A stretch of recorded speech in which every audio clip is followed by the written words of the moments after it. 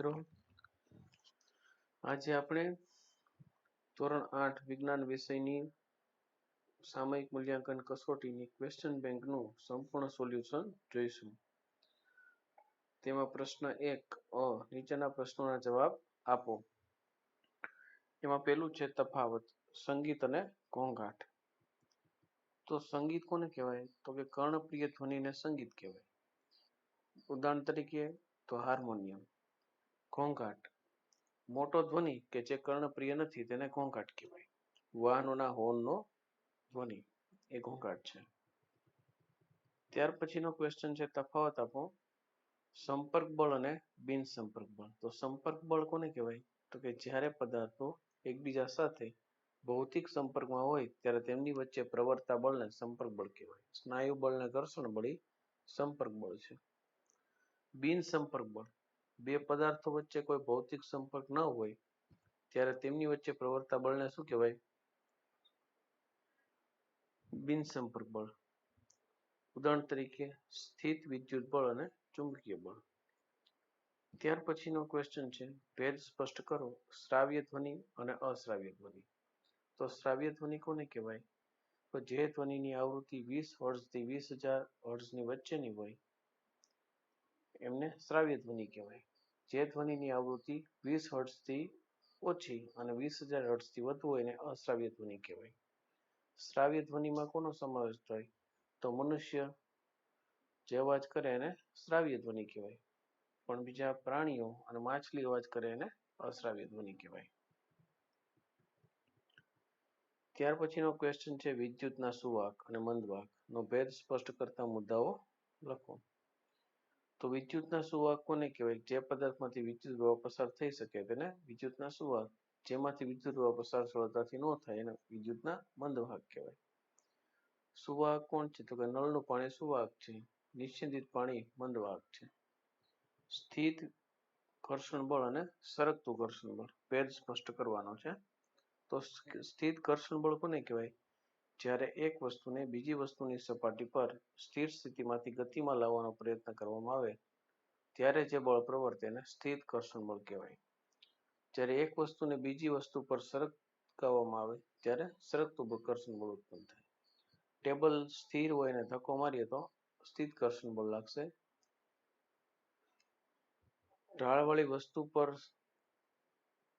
ઢાળવાળી સપાટી પર કોઈ વસ્તુને આપણે સરકાવીએ તો એ સરકતું ઘર્ષણ ત્યાં જોવા મળશે. ભેદ સ્પષ્ટ કરો લોટણ ઘર્ષણ અને સરકતું ઘર્ષણ.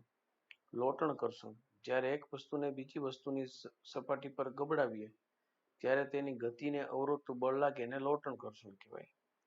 તે સરકતા ઘર્ષણ કરતા ઓછું હોય છે. સરકતું ઘર્ષણ જ્યારે એક વસ્તુને બીજી વસ્તુ પર સરકતી હોય ત્યારે જે બળ પ્રવર્તે એને સરકતું ઘર્ષણ કહેવાય. તે લોટણ ઘર્ષણ કરતા વધુ હોય છે. ભેદ સ્પષ્ટ કરો બળ અને દબાણ. પદાર્થ પર જે અસરને લીધે પદાર્થની ગતિની અવસ્થા બદલાય એને આકારે બદલાય એને શું કહેવાય? બળ. બળનો એકમ છે ન્યૂટન.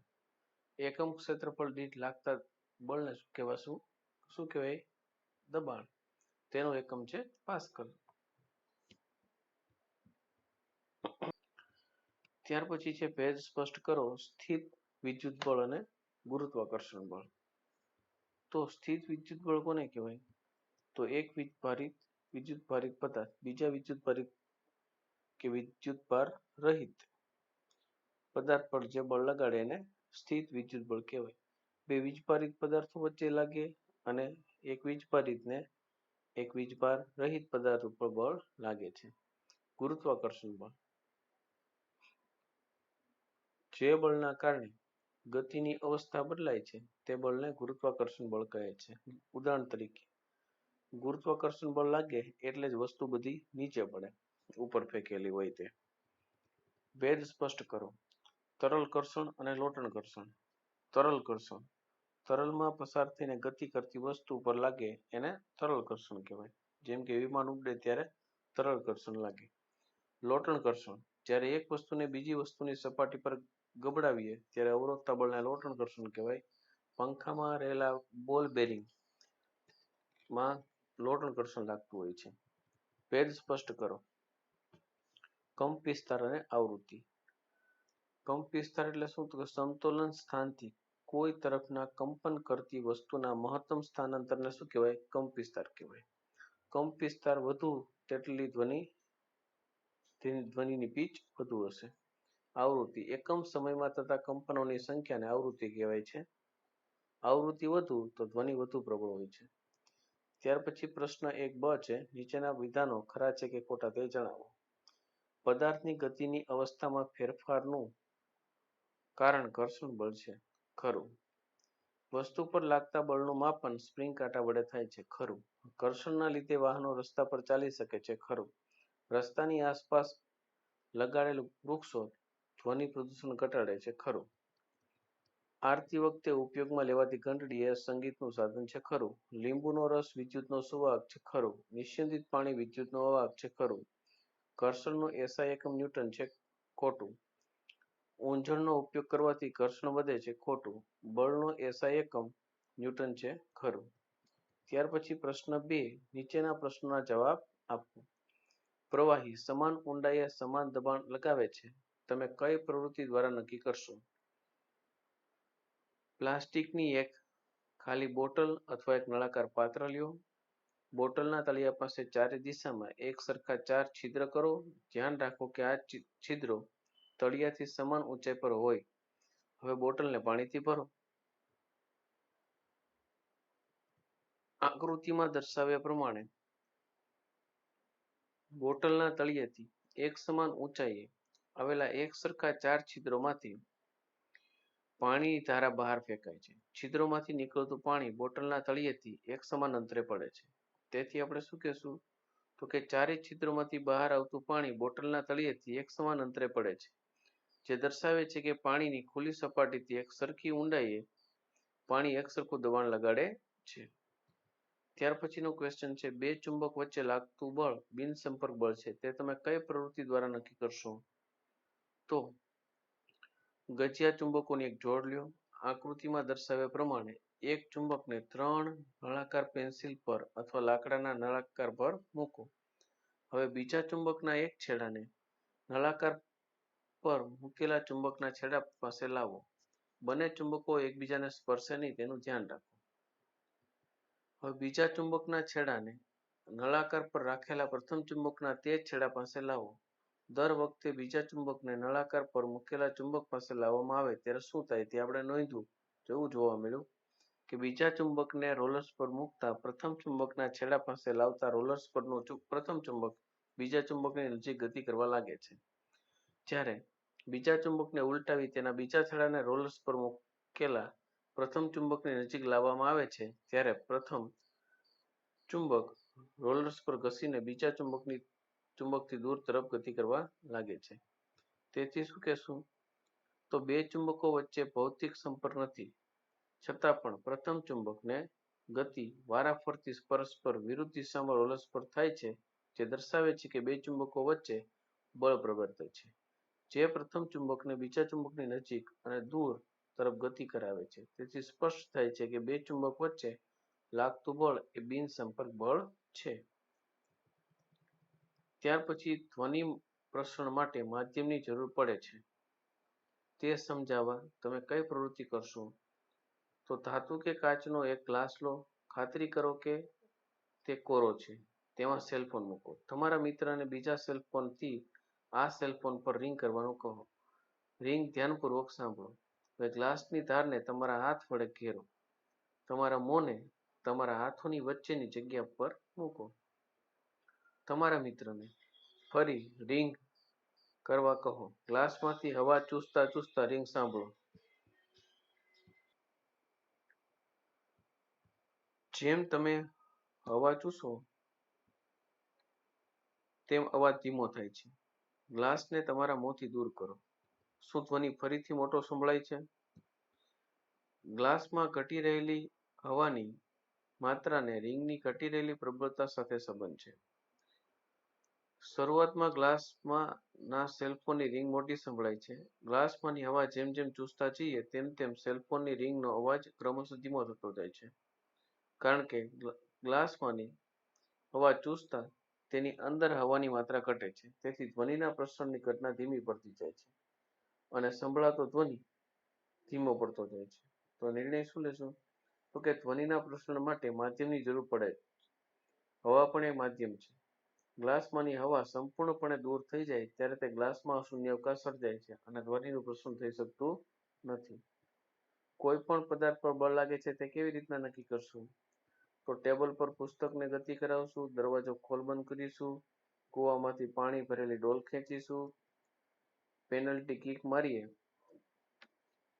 મારે ફૂટબોલનો ખેલાડી, કે બેટ્સમેન ક્રિકેટ બોલ ઉપર બેટ ફટકારે, સામાન ભરેલા ગાડાને ચલાવવું, ખાનું ખોલવું, આ બધી ક્રિયાઓમાં કાં ધક્કો લાગે છે અથવા તો ખેંચવામાં આવે છે એટલે એની ગતિ બદલાય છે. એટલે આપણે એમ કહેશું કે બળ લાગે છે. ઘર્ષણ બળનો આધાર વસ્તુની સપાટીના પ્રકાર પર હોય છે. તે કેવી રીતે નક્કી કરી શકાય? તો વસ્તુની સપાટીનો પ્રકાર ઘર્ષણ ઉપર અસર કરે છે. જ્યારે વસ્તુને કોઈ સપાટી પર ગતિ કરાવી હોય ત્યારે તે વસ્તુ અને સપાટી વચ્ચે થયેલ જોડાણને તે જોડે તેટલું બળ લગાડવું જરૂરી છે. ખરબચડી સપાટી પર મોટા પ્રમાણમાં અનિયમિતતાઓ હોય છે, જેથી ખરબચડી સપાટી પર લીસી સપાટીની સાપેક્ષે વસ્તુને ગતિ કરાવવા વધુ બળ જરૂરી છે. આમ ઘર્ષણ બળનો આધાર વસ્તુની સપાટીના પ્રકાર પર હોય છે. ત્યાર પછીનો પ્રશ્ન 3. નીચેના કારણોના જવાબ આપો. પ્લાસ્ટિકના કાંસકાને કોરા વાળમાં ઘસી કાગળના નાના ટુકડાની નજીક લઈ જતા આકર્ષિત થાય છે. કેમ? તો કે ભાઈ પ્લાસ્ટિકના કાંસકાને કોરા વાળમાં ઘસવાથી પ્લાસ્ટિકના કાંસકા અને કાગળ વચ્ચે વિરુદ્ધ વીજભારો ઉત્પન્ન થયેલા હોય છે. એટલે વિરુદ્ધ વીજભારને કારણે કાગળના ટુકડા પ્લાસ્ટિકના કાંસકા તરફ આકર્ષાય છે. ત્યાર પછીનો ક્વેશ્ચન છે, ચંદ્ર પર બે વ્યક્તિઓ એકબીજા સાથે વાત કરી શકતા નથી, કારણ કે ચંદ્ર પર વાતાવરણ છે નહીં. ધ્વનિ શૂન્યાવકાશમાં પ્રસરણ પામી શકતો નથી, તેથી ચંદ્ર પર બે વ્યક્તિઓ એકબીજા સાથે વાત કરી શકતા નથી. રસ્તાની બંને બાજુએ વૃક્ષો ઉગાડવા જોઈએ.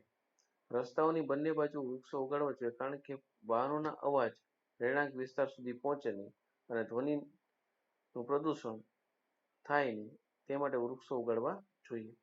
ઇલેક્ટ્રિશિયન ઇલેક્ટ્રિકનું કામ કરતી વખતે રબરના બનેલા ચપ્પલ પહેરે છે. રબર એ વિદ્યુતનું અવાહક છે, તેથી જો કદાચ ક્યાંક વાયરિંગ ઢીલું હોય કે લીકેજ હોય અથવા વિદ્યુત ઉપકરણ ખામીયુક્ત હોય તો ઇલેક્ટ્રિશિયનને ઇલેક્ટ્રિકનું કામ કરતી વખતે ઇલેક્ટ્રિક શોક લાગતો નથી અને અકસ્માતને ટાળી શકાય છે. તેથી ઇલેક્ટ્રિશિયન ઇલેક્ટ્રિકનું કામ કરતી વખતે રબરના બનેલા ચપ્પલ પહેરે છે. કેરમ બોર્ડ પર પાવડરનો છંટકાવ કરવામાં આવે છે. કારણ આપો. કેરમ બોર્ડ પર પાવડર છાંટવાથી તેની સપાટી લીસી બની જાય છે. પરિણામે કુકરીઓ, સ્ટ્રાઇકર અને કેરમ બોર્ડની સપાટી વચ્ચે ખૂબ ઓછું ઘર્ષણ પ્રવર્તે છે અને તેથી કુકરીઓને કેરમ બોર્ડ પર ઓછા બળથી ગતિ કરાવી શકાય છે. ત્યાર પછીનો ક્વેશ્ચન છે, સ્કૂલ બેગના પટ્ટા પહોળા રાખવામાં આવે છે. સ્કૂલ બેગના પટ્ટા પહોળા રાખવાથી ક્ષેત્રફળ વધે છે, જેથી થેલાનું વજન મોટા ક્ષેત્રફળ પર લાગે છે. પરિણામે ખભા પર દબાણ ઘટી જાય છે, તેથી ખભા પર થેલો સરળતાથી ઉંચકી શકાય છે. માટે સ્કૂલ બેગના પટ્ટા પહોળા રાખવામાં આવે છે. ચામાચીડિયું અંધારામાં પોતાનો રસ્તો શોધી શકે છે. ચામાચીડિયાની આંખમાં સળી કોષોની સંખ્યા વધુ હોય છે, જ્યારે શંકુ કોષો ઓછા પ્રમાણમાં હોય છે. સળી કોષો વધુ હોવાથી તે ઝાંખા પ્રકાશની પણ સંવેદના મેળવી શકે છે. તેથી ચામાચીડિયું અંધારામાં પણ જોઈ શકે છે અને પોતાનો રસ્તો શોધી શકે છે. ક્રિકેટ બેટના હેન્ડલ પર રબરની ખરબચડી ગ્રીપ લગાવવામાં આવે છે. ક્રિકેટ બેટનું હેન્ડલ ખરબચડું રાખવાથી હેન્ડલ અને હાથ વચ્ચેનું ઘર્ષણ વધે છે. આથી હેન્ડલની પકડ મજબૂત થઈ શકે છે. તેથી ક્રિકેટ બેટનું હેન્ડલ પર રબરની ખરબચડી ગ્રીપ લગાવવામાં આવે છે.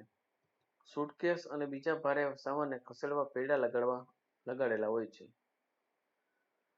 સરકવાની ક્રિયા કરતાં ગબડવાની ક્રિયા હંમેશા ઘર્ષણ ઘટાડી નાખે છે. કોઈ વસ્તુને બીજી વસ્તુ પર સરકાવવા કરતાં ગબડાવી સરળ હોય છે. આ જ કારણથી સુટકેસ અને ભારે સામાનને ખસેડવા પૈડા લગાડવાથી તેમની સરળતાથી ખેંચી શકાય છે. ગામડામાં સ્ત્રીઓ દૂરના વિસ્તારમાંથી ઘડામાં પાણી લાવે છે, ત્યારે તેઓ માથા પર ઈંઢોણીનો ઉપયોગ કરે છે. પોતાના માથા પર ઈંઢોણી રાખીને પોતાના માથા સાથે બોજના સંપર્ક ક્ષેત્રફળને વધારી દે છે. આથી તેમના માથા પર લાગતું દબાણ ઘટી જાય છે. અને તેઓ તે ભારે બોજને સરળતાથી ઉઠાવી શકે છે. ત્યાર પછીનો ક્વેશ્ચન છે પ્રશ્ન 4. નીચેના પ્રશ્નોના જવાબ આપો. તમે રોજિંદા જીવનમાં કઈ કઈ ક્રિયાઓમાં બળનો ઉપયોગ કરો છો તેની યાદી બનાવો. તો સવારમાં બ્રશ કરતી વખતે, પાણીની બાલદી ઉપાડતી વખતે, સ્કૂલ બેગ ઉપાડતી વખતે, પેનથી લખતી વખતે, આમ ઘણી બધી ક્રિયાઓમાં આપણે બળનો ઉપયોગ કરતા હોઈએ છીએ. ઘર્ષણ ઘટાડવાના ઉપાયો જણાવો. તો કેરમ રમતી વખતે કેરમ બોર્ડ પર ઝીણો પાવડર છાંટીશું તો ઘર્ષણ ઘટી જશે. બારી બારણાના મિજાગરામાં તેલના થોડા ટીપા ઊંજણ તરીકે નાખીશું તો ઘર્ષણ ઘટી જશે. સાયકલ તથા મોટર રિપેર કરનાર કારીગરો વાહનોના ગતિશીલ ભાગો વચ્ચે ગ્રીસ લગાવે છે, તેથી ઘર્ષણ ઘટી જાય છે. તમે બૂટ ચપ્પલની ખરીદી કરવા જાઓ છો ત્યારે તમારે કેવા પ્રકારના તળિયાવાળા બૂટ ચપ્પલની ખરીદી કરવી જોઈએ? શા માટે? અમે બૂટ ચપ્પલની ખરીદી કરવા જઈએ ત્યારે બૂટ ચપ્પલના તળિયા ખાંચાવાળા હોય તેવા બૂટ ચપ્પલની ખરીદી કરીશું, કારણ કે ખાંચાવાળા બૂટ ચપ્પલ ઘર્ષણ વધારે લાગશે તેમાં, જેથી લપસી જવાશે નહીં. ત્યાર પછીનો ક્વેશ્ચન છે, તમારા ઘરમાં દરવાજા બંધ કરતા કે ખુલતા અવાજ આવે છે તો તમે શું કરશો? તો અમે અમારા ઘરમાં દરવાજા બંધ કરતા કે ખુલતા અવાજ આવશે તો અમે ઘરમાં રહેલું તેલને ત્યાં ઊંજણ તરીકે વાપરીશું, કેમ કે તેલ ઘર્ષણમાં ઘટાડો કરે છે, તેથી અવાજ આવતો બંધ થઈ જશે. કબડ્ડીની રમતમાં ખેલાડીઓ રમત દરમિયાન પોતાના હાથ પર માટી કેમ ઘસે છે? તો કબડ્ડીની રમતમાં ખેલાડીઓ રમત દરમિયાન પોતાના હાથ માટી સાથે ઘસે છે, કારણ કે માટીના કણોના લીધે હાથમાં ઘર્ષણ વધુ લાગશે, એટલે હરીફ ખેલાડીને સારી રીતે પકડી રાખી શકાશે. ત્યાર પછીનો ક્વેશ્ચન છે, ધ્વનિ પ્રદૂષણ અટકાવવા તમે કેવા પગલાં લેશો? તો વાહનોમાં હોર્નનો ઉપયોગ ઓછો કરશું. ટીવી, રેડિયો, મ્યુઝિક સિસ્ટમ ધીમા અવાજે ચલાવવા જોઈએ. ઇમારતો અને રસ્તાઓની આસપાસ વૃક્ષો વાવવા જોઈએ અને ઉછેરવા જોઈએ. ઘર્ષણ આપણને વ્યવહારમાં ક્યાં ક્યાં ઉપયોગી છે? તો ઘર્ષણ લીધે આપણે સાયકલ ચલાવી શકીએ છીએ, વાહનો ચાલે છે, ઘંટીમાં અનાજ દળી શકાય છે અને આપણે લખી શકીએ છીએ. ત્યાર પછીનો ક્વેશ્ચન છે, ધ્વનિ પ્રદૂષણની હાનિકારક અસરો જણાવો. ધ્વનિ પ્રદૂષણથી માણસની ઊંઘને ખલેલ પહોંચે છે, તેથી અનિદ્રાની સમસ્યા થાય છે. ધ્વનિ પ્રદૂષણના લીધે માનસિક તણાવ ઉત્પન્ન થાય છે. ઘોંઘાટમાં રહેનાર માણસનો સ્વભાવ ચીડિયો થઈ જાય છે. વગર કારણે માણસને ટેન્શનની તકલીફ થાય છે. લાંબા સમય સુધી ઘોંઘાટમાં રહેવાથી અંશતઃ બેરાશ કે કાયમી બેરાશ આવે છે.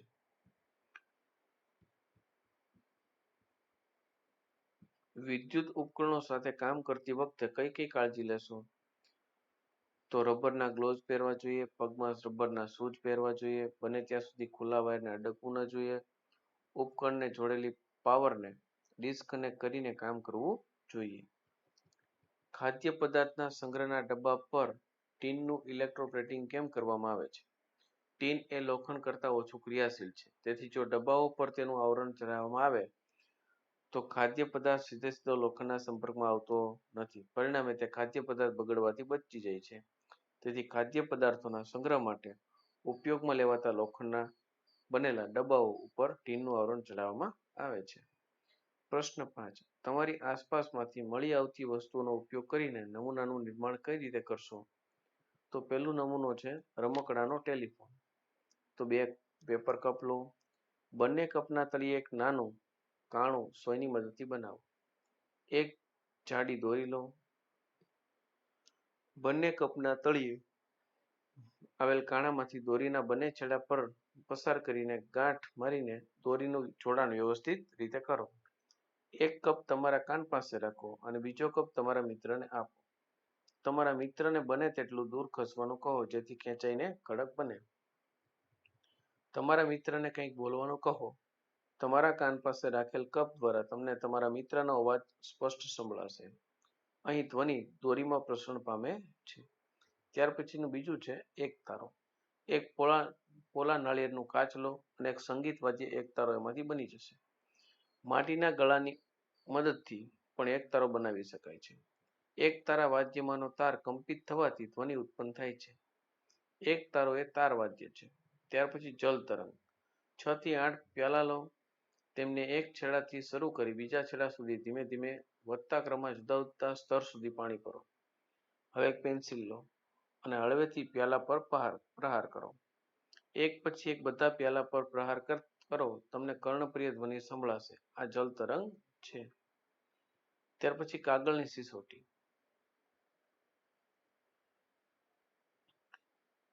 તમે સાંકડી ફાટ વાળો કાગળનો ટુકડો લઈ તેને તમારી આંગળીઓ વચ્ચે પકડો. હવે આ ફાટ એટલે કે તિરાડમાંથી ફૂંક મારો તો આપણને કાગળની સિસોટી મળશે. ત્યાર પછી સાદો વિદ્યુત ટેસ્ટર. એક વિદ્યુત કોષ લો, તેને બલ્બ હોલ્ડર સાથે જોડી આ જોડાણ માટે તાંબાનો તાર વાપરો અને તાંબાના તારના બંને છેડાઓ જે મુક્ત હોય તેની સાથે ક્રોકોડાઇલ ક્લિપ જોડો. આ રીતે વિદ્યુત પરિપથ તૈયાર થઈ જશે. હવે ક્રોકોડાઇલ ક્લિપને એકબીજા સાથે જોડવાથી વિદ્યુત પરિપથ બંધ થશે એટલે બલ્બ પ્રકાશિત થશે. હવે આ ક્રોકોડાઇલ ક્લિપનો ઉપયોગ કરી એટલે કે આ ટેસ્ટનું કામ કરશે અને સુવાહક અને અવાહકને આપણે ઓળખી શકીશું.